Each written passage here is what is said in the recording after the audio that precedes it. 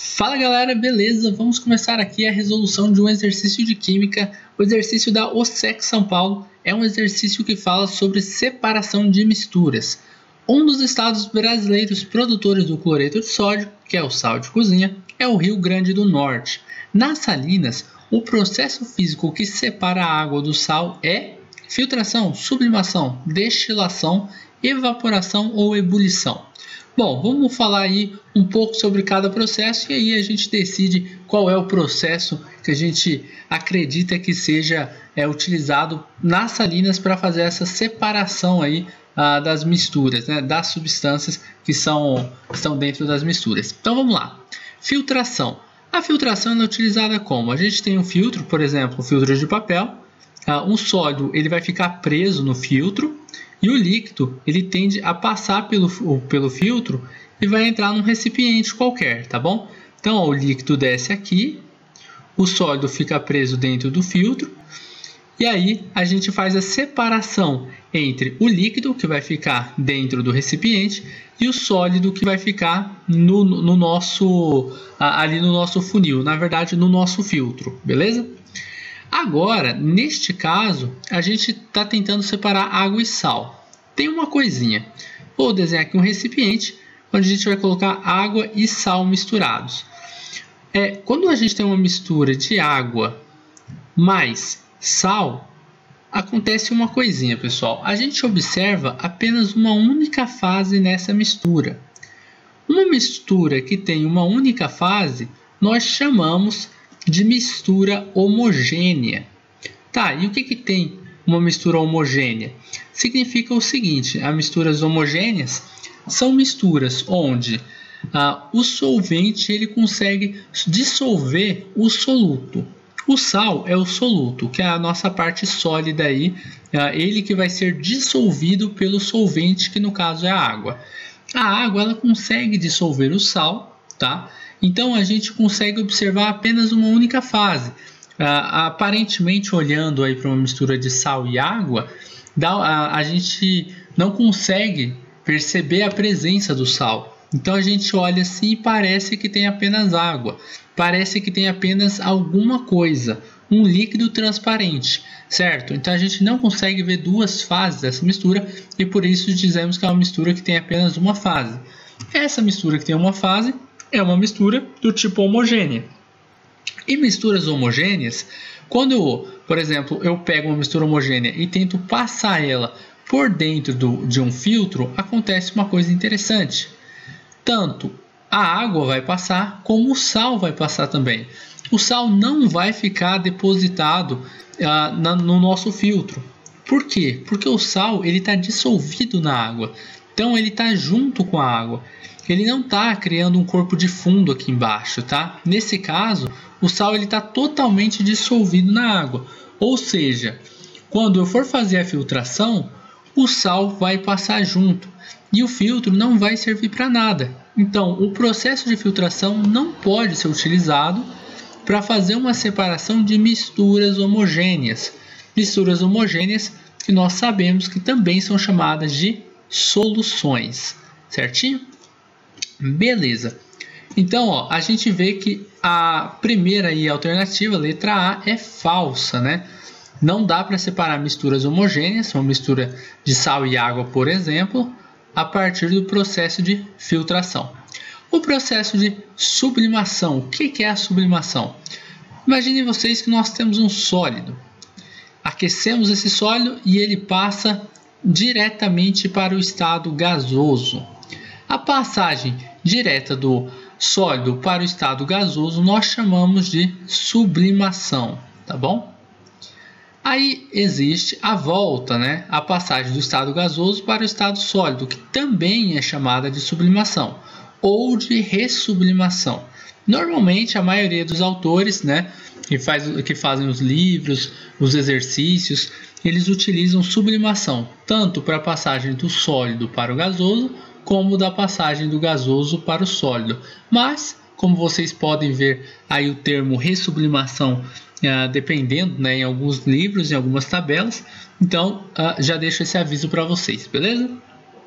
Esse processo ele é um processo de mudança de estado de agregação. Tá? Ele não é um processo que a gente vai utilizar para fazer a separação do sal e da água. Não é um processo que a gente vai utilizar para fazer a separação de duas substâncias em uma mistura. Tá? Nesse caso aí, do sal e da água. Beleza? Então, ó, é falsa também a letra B. Agora, a letra C fala sobre destilação. O que é a destilação?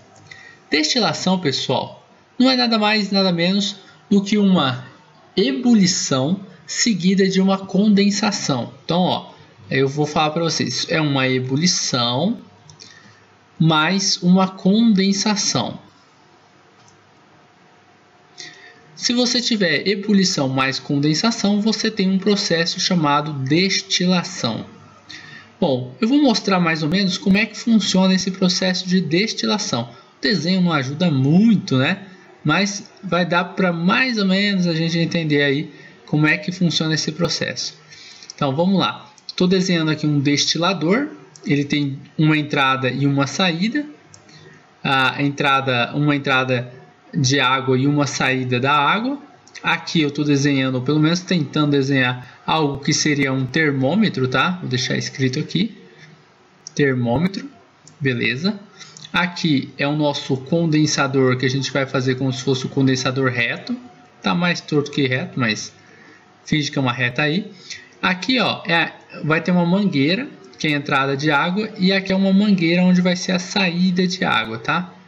Essa água aqui, ela vai para a pia, essa que está saindo aqui, beleza.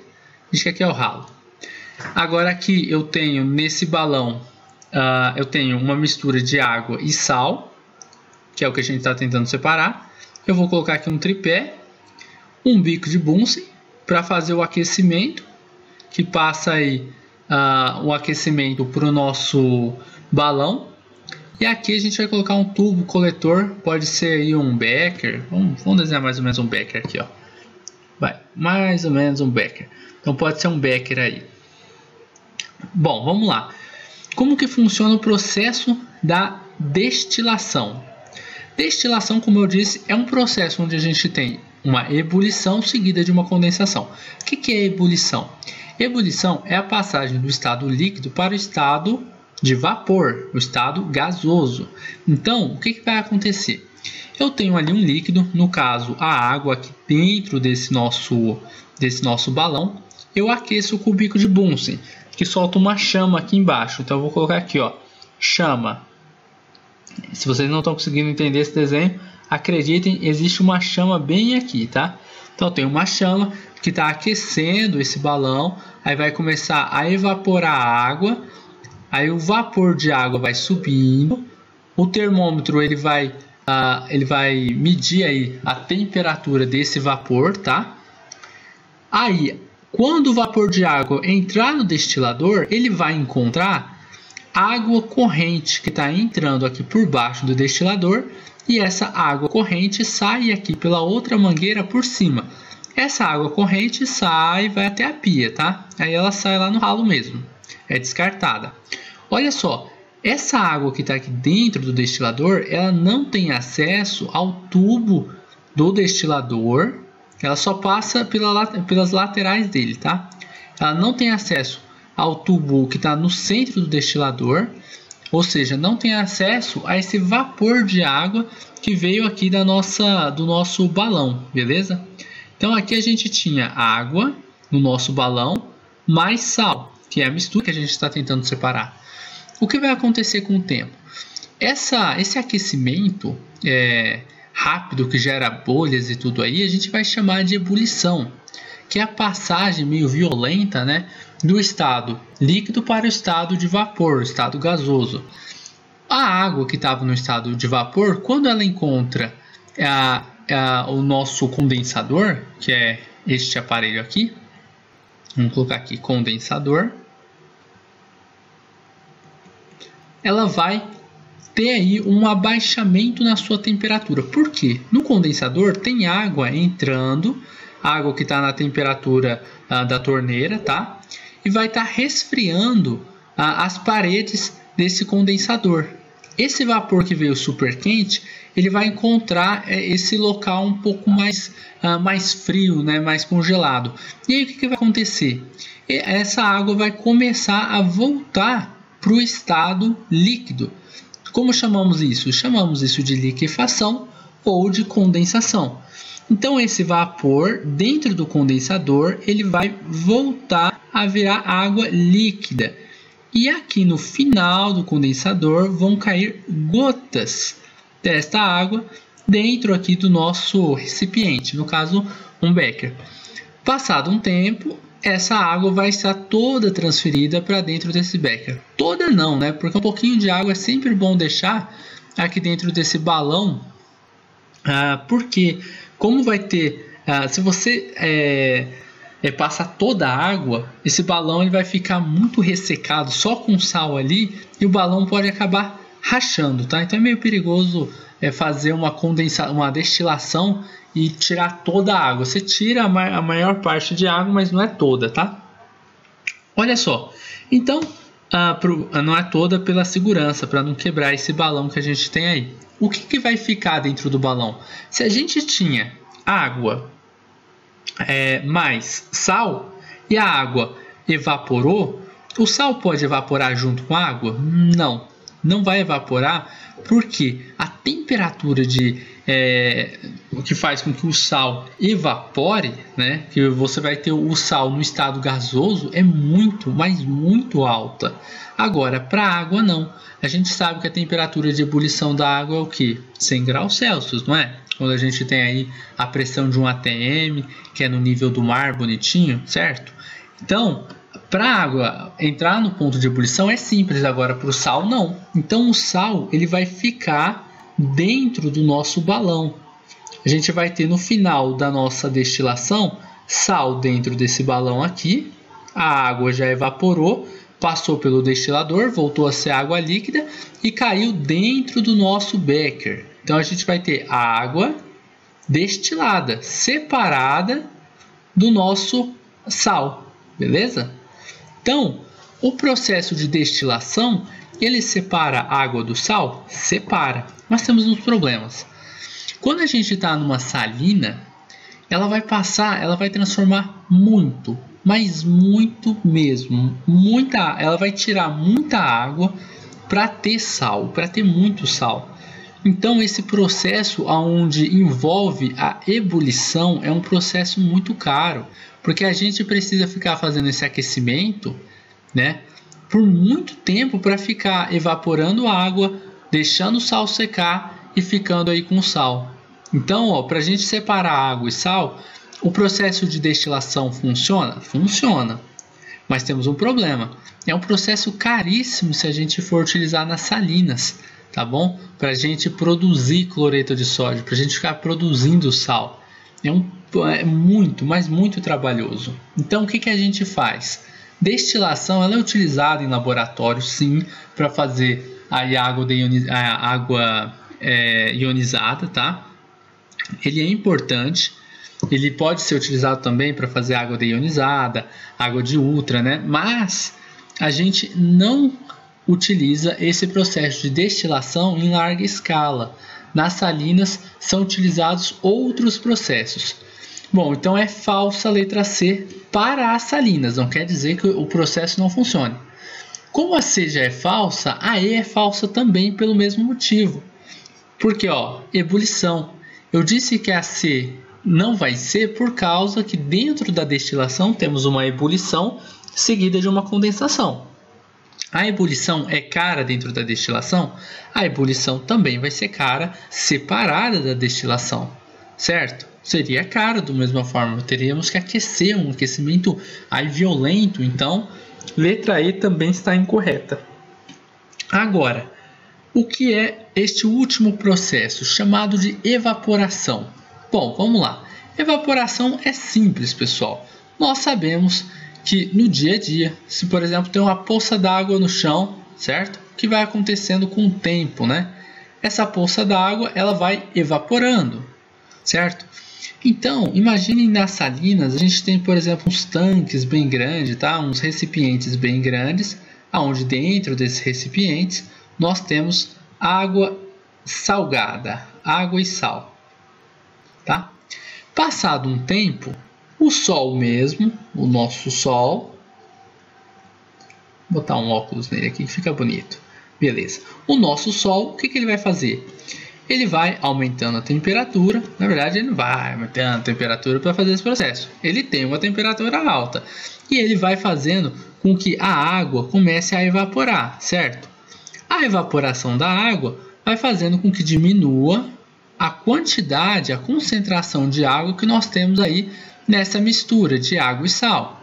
Então a água vai evaporando, a gente não utiliza energia, certo? O Sol que faz a evaporação da água, diferente do processo da ebulição que a gente tem que aquecer, e a água vai saindo, porque a temperatura de evaporação não é uma temperatura tão alta também, tá? O sal ele não vai evaporar, ele vai ficar sedimentado no fundo. À medida em que a água vai saindo, o sal vai ficando sozinho. Então vai chegar uma hora que praticamente toda a água sai e a gente ficaria aí só com o sal. Mas o que aconteceu com a água? A água evaporou para seguir o ciclo da água, certo? Foi para o céu, aí ficou lá nas nuvens, daqui um tempo vai e chove e toda aquela coisa bonita que a gente já conhece, beleza? Então, o processo que é utilizado nas salinas é o processo de evaporação. Lembrando que não é um tanque só, são vários tanques, são vários recipientes com muita água salgada, tá bom? Que eles vão tirando do mar essa água salgada, as salinas estão ali perto do mar, e aí eles conseguem fazer esse processo de evaporação que praticamente não há aí gasto, né, de energia. Para você fazer a evaporação, pelo menos não, né? O Sol já faz. Agora, os gastos são mais para retirar o sal aí de dentro, para fazer todos os outros processos. Agora, a gente entende que mesmo que outros processos, como por exemplo, destilação, funciona para fazer separação de água e sal? Funciona. Mas é utilizado na salina? Não é. Por quê? Medidas financeiras. Muito caro a gente fazer isso com tanta água que tem na salina, certo? A gente não vai fazer, conseguir produzir sal, né? Retirar sal da água do mar e fazer um processo tão caro assim. A evaporação é utilizada porque é mais barata. Ebulição não é utilizada pelo mesmo motivo da destilação. Um processo que funciona sim, mas que é muito caro, beleza? Então é isso daí, pessoal. Eu espero que vocês tenham gostado dessa videoaula. É uma resolução de exercício sim, ela ficou muito grande, mas é porque eu preferi colocar detalhe por detalhe cada um desses processos que eu acho que é mais importante aí para vocês estarem aprendendo. Mas se ficou dúvida em relação a algum desses processos, filtração, sublimação, destilação, evaporação ou ebulição, então dê uma olhada embaixo aqui desse vídeo, porque provavelmente eu já vou ter colocado um link da videoaula teórica falando aí sobre todos os processos de separação aí que a gente tem de misturas, tá bom? Então aí a aula teórica ela é um pouquinho mais enrolada, até mais do que essa que eu demorei, mas é onde eu falo os detalhes, como que funciona e toda a teoria por trás desses exercícios, beleza? E um pouquinho de exercício vai ter lá também. Então, um forte abraço para vocês. Só um avisinho no final. Se você gostou dessa videoaula, dê um joinha aí nesse vídeo porque ajuda na recomendação do canal. E caso ainda não seja inscrito, inscreva-se no canal para que você possa receber mais videoaulas assim como essa, beleza? Se você gostou muito dessa videoaula, então compartilhe nas suas redes sociais para que seus amigos também possam assistir as nossas videoaulas. Um forte abraço e até a próxima! Se você gostou dessa videoaula, dá um joinha e inscreva-se em nosso canal.